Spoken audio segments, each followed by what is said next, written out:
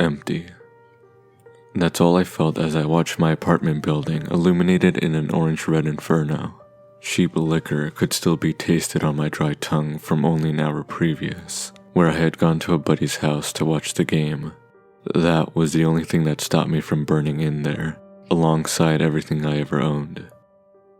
Whirling sirens approached my location as I slumped down on the sidewalk. Hoses ejected water into the blaze, causing black smoke to pillar up into the night sky. Police officers cordoned off the area and pushed back people from the neighboring apartment buildings. And as I solemnly stared at the blackened husk of the building, a firefighter approached me. "Did you live here?" he asked. I gave a despondent nod, to which he offered me his condolences. All I had now was the wallet and phone in my pocket and the laptop in my bag. Withdrawing my phone, I called one of my close friends and cried over the line about what had happened, to which they kindly offered me a place on their couch until I could get a cheap temporary housing unit. I finally scored a room in a downtown temporary accommodation building. It was bleak, a single room with a monotone white paint. There was a very small bathroom in the corner. I could touch each wall just by standing in the middle and outstretching my arms. There was a stove, fridge, and a single counter on the left, and a small closet built into the wall. I dumped my bag on the ready carpet and dropped myself at the kitchen table. Well, it marks the start of a bitter downfall. Boredom was a killer. Without money to buy a console or a decent TV, I was stuck watching things on the History Channel, browsing through 4chan and Reddit with my laptop, and watching YouTube Let's Plays between my attempts to find work. I remember scrolling through the gaming section of YouTube one night, about to watch the same old clickbait YouTuber, until I saw a game I hadn't played since I was a teen. Roblox. I remember it was free and I clicked on the video to see what had changed. People had hands now, with hair and these colorful high-contrast games. It amazed me what had happened since I played several years ago, all the way it had come. Needless to say, I downloaded it without looking back. I created an account and began to navigate the site. Jailbreak, Murder Mystery, and Piggy were all the games I had never heard before. I took pleasure in revisiting some old ones I hadn't touched in a long time, like Lumber Tycoon.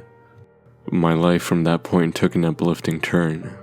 I was eager to return from a minimum wage job to bathe in nostalgia. I was content. I was happy. Until I scrolled a little too far in the popular near you category. I was past all of the generic games that littered the popular section, and were now browsing people trying to jump on the bandwagon, like Ghostly Forces and Wood Tycoon 3. I got a kick out of visiting these clearly half-baked games filled with microtransactions, made by Slayer XX or something along those lines. And that's what I thought Find Me was as I clicked on the blank thumbnail. Little did I know, it would ruin my memory of this game forever. It was made by Vernon Blocks and its description was simple. Uncover 6 items and find me. I joined and found myself in a wooded area. Thick darkness made it hard to navigate, so I began to traverse the forested landscape while repeating the description in my head. Was I looking for something? Slowly I came to realize certain parts of the terrain weren't anchored down, allowing me to push them from their original places and see what lay underneath them. I began noting them down, figuring I'd run them through a binary converter. It was probably just some creepy phrase like, "I'm watching you," or something similar, designed to share this site's main demographic, children. In light of my situation, however, it gave me an escape. I could focus on this silly little treasure hunt and ignore everything else. It was a long few days of searching around the area with no sense of navigation, often upturning the same numbers and not getting anywhere. After a long search though, I counted up what I had found and seen 6 different chunks of binary. I won't lie, there was an excitement coursing through my veins as I typed them into a converter, and slowly began to retrieve this phrase, letter by letter. But something was wrong, very wrong. I didn't have time to finish. I already knew the result. I clasped my abdomen and sprinted to the toilet, to which I vomited. It had spelled out 307 Hudson Lane, Victoria, Texas. My address. Sweat poured down my face as I heard something. I finished up and turned, glancing at the front door with a horror that prickled my icy shivers underneath my skin. The doorknob was very slightly rotating to the left, catching in the lock, and spinning back into its original place. I could hear raspy breathing, to which I slowly, unnervingly realized it was a faint chuckling. There wasn't time to react as I finally heard a crunch of the door's innards as the doorknob cracked to open, releasing the door from its frame. I screamed, terrified, and shoved the bathroom door shut. The lock was an old, rusted deadbolt that I slotted in place. There was a small cupboard under the sink, so I flipped it open and curled up inside of it, unable to close the doors fully.